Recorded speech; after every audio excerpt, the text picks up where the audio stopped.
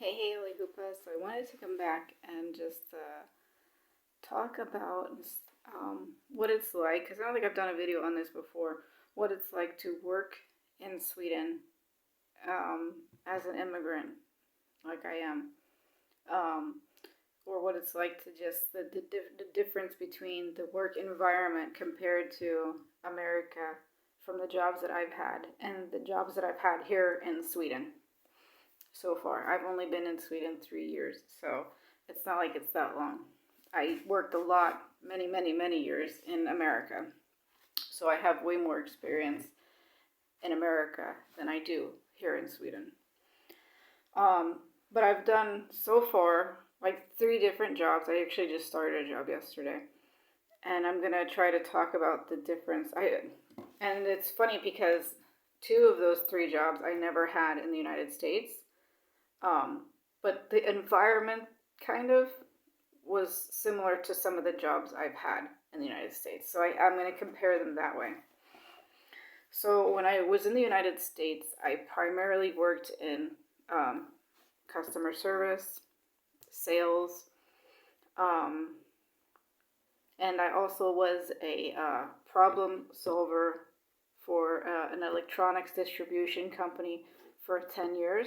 And then I moved over to their sales division and I worked with their sales department for 2 years, 3 years, something like that, before I came to Sweden.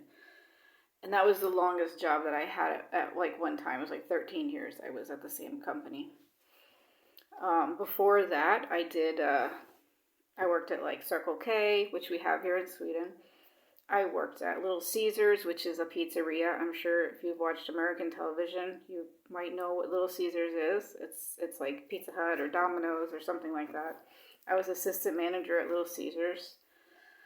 I worked at little stores, kind of like Mott Opitz. Those. I worked in telemarketing, where you call up people at home and you know try to sell them things. I had my own business a couple times. I worked in, I don't know if anybody here in Sweden has ever heard of Avon. I sold Avon for a little while. It's like makeup and perfume and jewelry and all that kinds of stuff. And then I also had my own business. I know in Sweden you guys call them loppis.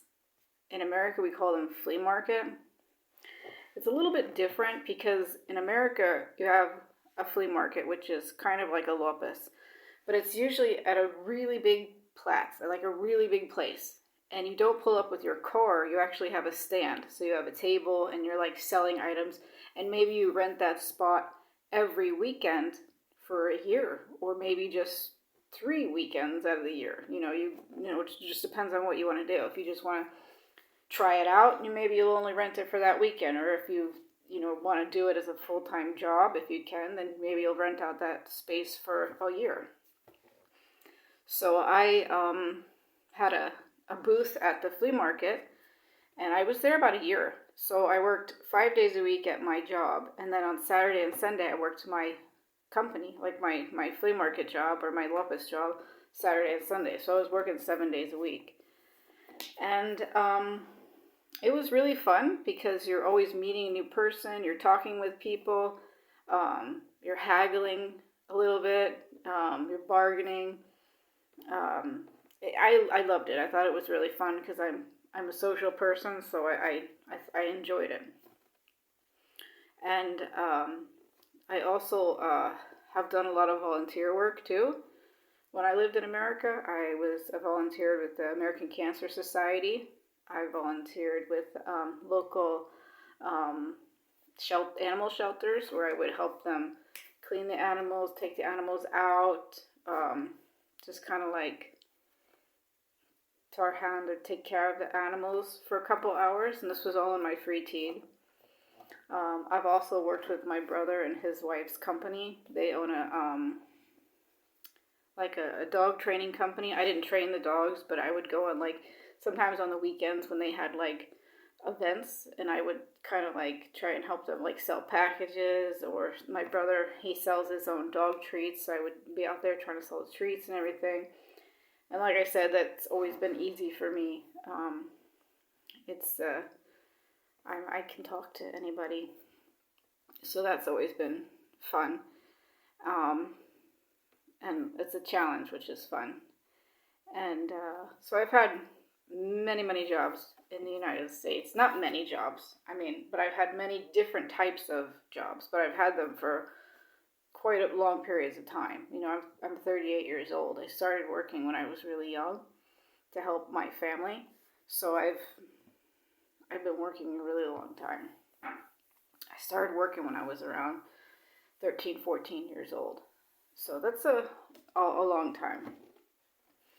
And I think that's all the jobs I pretty much had. Oh, I know I worked at a boat place too, where I was like the secretary. So I got like paperwork together when people would buy new boats or get their boats fixed and stuff like that. Or not their actually their boats, but they're like, I don't know how to explain it in English or Swedish. They're trailers that they would put the boat on. That's what we fixed. We fixed trailers where the boats would sit on, and we'd sell trailers. So not actually boats, but the thing that the boat sits on when you're driving down the street. In Sweden, I've had 2 jobs, and now I have a new job. So my first job in Sweden, I got about 3 months after being here, which is really surprising. I think to a lot of people, they couldn't really believe it. I was kind of in shock too, and then I was kind of also like a cocky American, like, oh, I'm American, I can get a job anywhere. But it's not that easy. But it I guess it can be. It just depends on who you are and how pushy you are. As an American, we tend to be a little bit more aggressive and pushy and take what, if we want it, we take it. Where I think Swedish people are a little bit more, not afraid, but just, it's not the same culture. They don't, maybe they don't do that. Like, as an American person, we kind of just like, gung-ho all the way. So my first job, I worked in a restaurant. I was a head chef at a restaurant called Pinchos. It was cool. It was okay. I worked a lot of hours, and it was very, very strenuous. It was very hot, and it was very busy. We were always a packed restaurant. We were in like the centrum, so it was always go, go, go. And I was making shifts for people, and you have people that aren't happy, people that want days off, people that, are pissed that other people have days off. I've been here longer, so you got to deal with a lot. And on top of that, my Swedish wasn't 100% because, like I said, I'd only been here 3 months. So it was interesting. And then on top of all that, I found out that I was pregnant. So here I am, pregnant, trying to handle a crew of like, I don't know, there was like 7 of us, 8 of us. And then trying to just adapt to this new country and this new culture and new everything while being pregnant, while running around, while working 12-hour, 10-hour shifts, going in early, staying, getting off as late, the latest. It was tough. So by the time I was 7 months pregnant, I couldn't do it anymore. And I started having like pre-contractions because I was just working so much and running up and down the stairs, and it was just long and hot and hard. And like I said, I started having contractions at 7 months, so my doctor put me on medical leave. So I left that job. And I didn't go back because I felt like it wasn't where I wanted to be. It was a nice first job. It got my foot in the door in Sweden, but it wasn't exactly what I wanted to do. So I didn't go back. I've been in the restaurant business before, and I know it's a lot of hard work, a lot of long hours, a lot of sweating, a lot of manual labor, and if you're not used to that, it's going to be really hard. Working in a kitchen, or people call off. Now you're shorthanded. Now you have to work even harder. It's a lot of work. And I was the oldest one in the restaurant. I was older than my boss. So it was tough. But it wasn't bad. I got to eat lots of yummy food, which was pretty cool. But then my second job I got after I had my son. My son was about 7 months old. I started working for a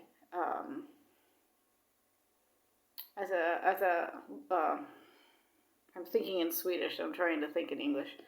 As like a lawyer's secretary, kind of like a paralegal, but I mean, I didn't have the education in Sweden as a paralegal, so I was more or less like a secretary.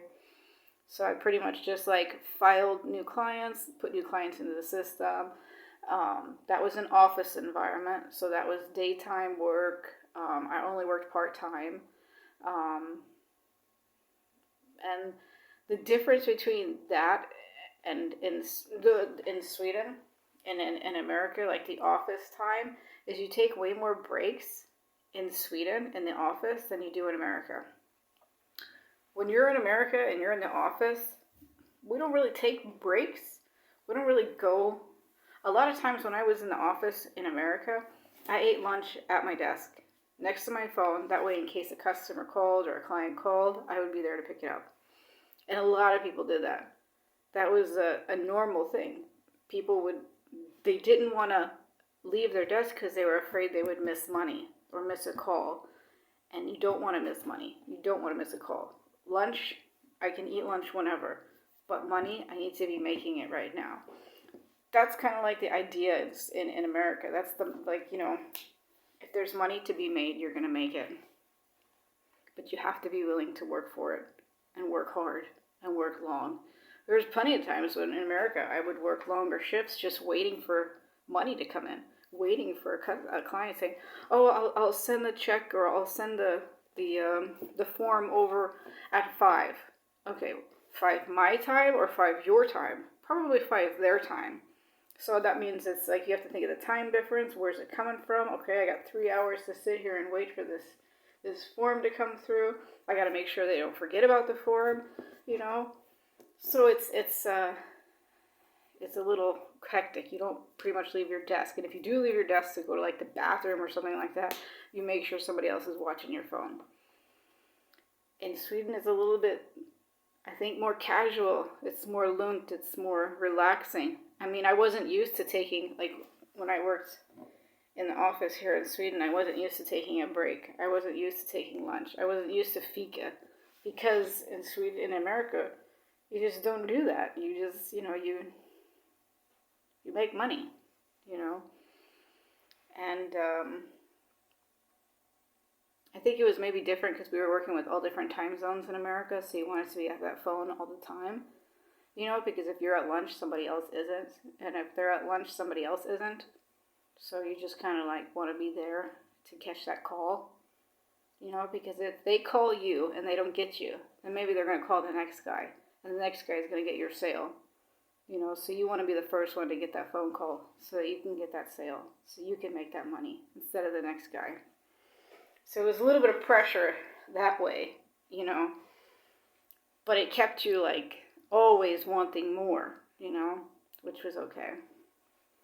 And it can be, I guess, kind of stressful and kind of jobbigt also. And yeah. In Sweden, it's a little bit more chill, a little bit more calmer, I think, in the office that I worked in. It was lugnt. Sometimes we're stressing, but usually it was lugnt, which was nice. The new job that I'm proving, which is like here in Sweden, sometimes you'll like prove a job, which means you'll test the job out before you actually get the job, just to kind of see if it's for you and they like you and you like them. Often you're on a 6-month probation period where like they can just let you go at any point without a excuse why. So right now I'm just kind of like testing this new job, and I'm working at a nursing home here in Sweden. And last night was my first night. And it's, what I'm going to school for. I'm going to school for nursing. So it went really well. I was super, super nervous. I had the interview last week. No, I had the interview this week. They called me last week. I had the interview this week. And then when I went into the interview, I was like nervous, but I'm like, just go in there and like take control of the situation, because that's what you've done at every other job. Like I've always like talked my way, and you need to sell yourself. If you want to get something and you if you want something, sell yourself. And that's what I did. And it's hard when you're trying to speak another language to do that too, because I'm more fluent and funny and just outgoing in English because it's my mother tongue. So speaking in Swedish and trying to be all of those things, it can be a little tricky. But I tend to break the ice really easy, which if you're not familiar with that term, breaking the ice, it means like when you have a tough situation or it's tense or it's quiet, and say you're I'll give you an example.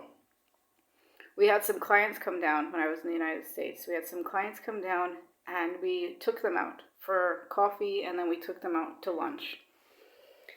And we were just standing like in line waiting for the coffee, and nobody was talking. It was kind of like that awkward silence moment, and I'm thinking in my head, oh my God, I got to break the ice here. I got to get us all talking so it's not so awkward, you know what I mean? Because you want the customer to feel as comfortable as possible, as welcomed as possible, as family-like as possible if you want to work with them. You want them to be comfortable.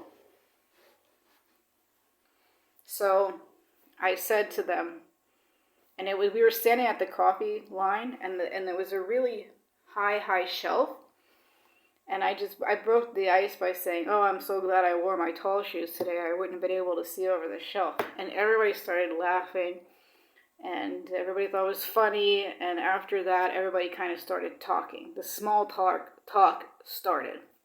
And that's what we needed to break the ice, was just a joke or something funny just to get everybody to feel more comfortable and less awkward. So I did that at the interview.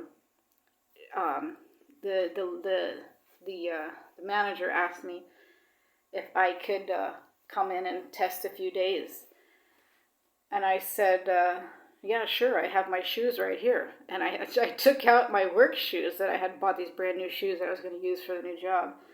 And I said, should I start now? And she was laughing. She's like, no, not now. But I mean, that broke the ice. It kind of makes everybody feel more comfortable. It kind of relaxes people. I'm not saying walk around with a pair of shoes in your purse, but I'm just saying whatever you can do to break the ice a little bit, to make it less awkward and less tense, is going to help out the situation. So that's what I did, and I nailed it, and I got the days. And I went in, I worked my first job last night at the nursing home. And I was a little nervous because, A, I've never worked in a nursing home. B, I didn't know what to expect because I've never worked in a nursing home. C, everything's in Swedish, and a lot of these people that I'm working with are dementia patients, so they, I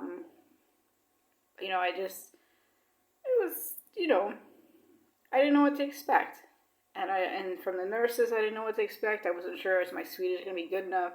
Am I going to be good enough? Am I going to, whatever? And they absolutely loved me. They were wanting me to come back today, but I wasn't scheduled for today. Because what I did is I jumped in and I helped. Whatever I could do. Take out the trash. Help them in any situation that I could help them in, and take just a little bit of load off of them and a little bit of stress off of them. I did it. And if you do that, if you stand in the back and you're nervous and you kind of freeze and you don't know what to do, you're less likely to go forward. You're less likely to move up the ladder. If you just jump in Even if you're nervous, you need to push yourself. You need to push yourself and jump into that situation and help out any way possible. Ask questions, do whatever you have to do, but jump in, hands on, you know, because that's what's going to make you stand out from everybody else right there. So that's what I did. I jumped in and I didn't show fear. I wasn't afraid to do some of the things that we had to do, like, you know, changing the patients, helping the patients, feeding them, just supporting them, being there for them, holding their hands. You know, this was my first night. And they couldn't believe that I had never done this before. They couldn't believe that this was the first time I ever been in this type of situation before, because it came so natural to me, because I didn't let my fear or my nerves get the best of me. Of course I was nervous and I was scared, but I didn't let it get the best of me. I took control of it, and that way I could control the situation a little bit better. So that's maybe a little tip for anybody out there. If in going into a new job is, don't let fear, you know, take control of you. Take control of it. And yeah, so I'm going to do it another time next week, and then I got 2 more days lined up, and then I'm hoping to work all summer. I have another interview next week with another company, with another nursing home, and yeah, I hope it works out.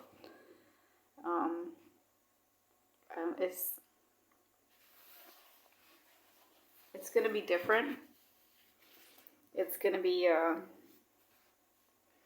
I think anytime you move to a new country, it's going to be scary. It's going to be nervous. Like, I'll give you another example. When my husband moved to the United States, he wanted a job. He was in school. He wanted like a summer job, just something to, because he was bored, because during the summer you don't go to school. And so he got a job working for, and you probably won't, if you live in Sweden, you won't know what this is. Maybe you've seen it on American movies. I don't know. It's called HSN. It's Home Shopping Network. It's where they sell things on TV and people call in and buy them.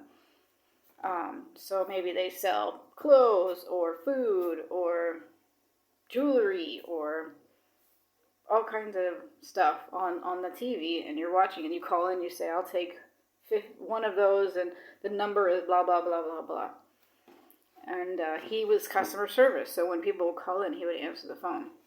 And I remember one call he got, they were giving him a hard time because they couldn't quite understand him. And my husband speaks really good English, but they were yelling at him and telling him that they wanted somebody who spoke English on the phone.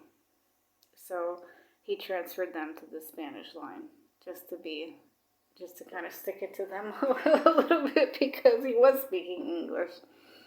But it can be kind of scary and stressful when you first work for a new company. The rules, the laws, the regulations, union. I wasn't used to union. Here they have unions in America and Florida. It's odd. It's not like something they have. It's not typical.